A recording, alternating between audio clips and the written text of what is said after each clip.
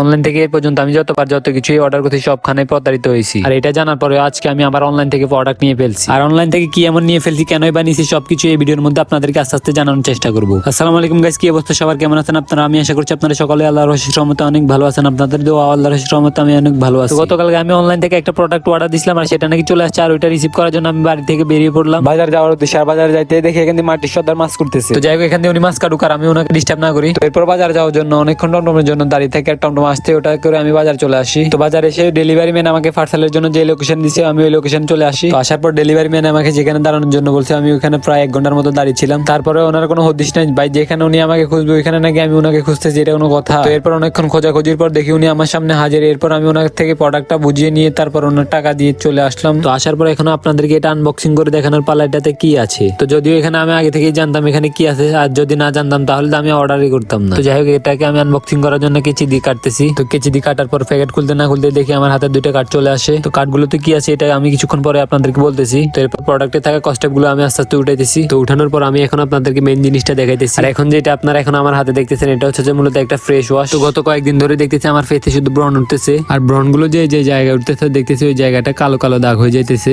তাই ভাবতেছি এর একটা সলিউশন দরকার। এরপর অনেকক্ষণ অনলাইনে ঘাটাঘাটি করার পর এই ফেস ওয়াশটি দেখতে পাই, আর এটার নাম হচ্ছে মুস্তাক ফেস ওয়াশ। আর এটাই সেই ভাইরাল ফেস ওয়াশ যেটা কিনা অনলাইন প্রায় ভাইরাল। তো এরপর আমিও নিয়ে নিলাম সেই ভাইরাল হওয়া মুস্তাক ওয়াচেন ফেস ওয়াশ। শুধু শুধু নিয়ে নিলেই তো হবে না, এটা কি আসল প্রোডাক্ট নাকি নকল প্রোডাক্ট সেটাও তো জানা দরকার। তো এই জন্য এটাকে আমি অনেকভাবে চেক করে নিতেছি, যাতে আমি আসল প্রোডাক্ট নিচ্ছি নাকি নকল প্রোডাক্ট নিচ্ছি ওইটা দেখার জন্য। তো এরপর অনেকক্ষণ চেক করে বুঝতে পারলাম যে না, আমি আসল প্রোডাক্টটাই আমার হাতে পেয়েছি। তো এরপর চেক করা শেষে ভাবতেছি একটু ফেসে লাগিয়ে দেখি কিরকম। তো ভাই ফেসে কি লাগাবে, সামান্য এই জিনিসটাই আমি খুলতে পারতেছি না।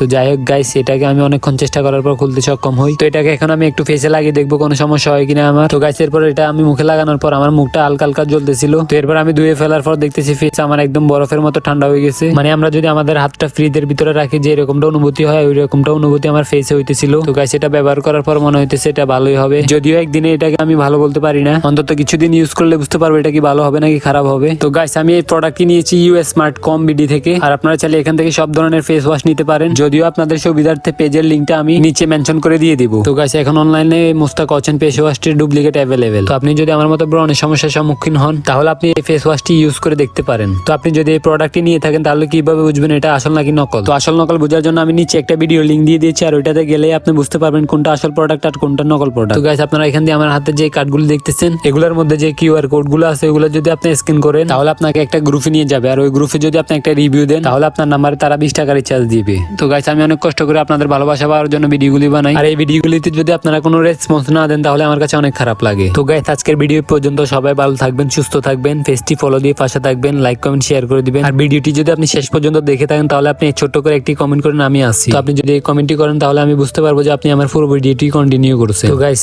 এতক্ষণ ভিডিওটি কন্টিনিউ করার জন্য আপনাকে ধন্যবাদ।